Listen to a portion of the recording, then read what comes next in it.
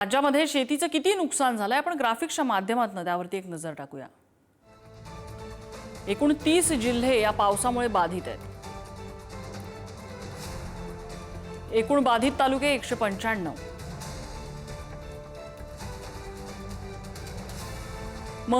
654हून अधिक महसूल मंडळांना फटका बसलाय।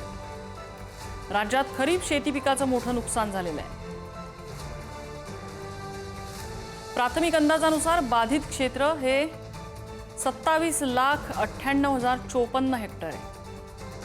राज्यातील एकूण 49,95,135 एकरचं नुकसान झालेलं आहे। 10,000 हेक्टरपेक्षा जास्त बाधित 15 जिल्हे आहेत। हिंगोलीमध्ये 49,500 हेक्टर, अकोल्यात 46,828 हेक्टरला फटका बसलाय।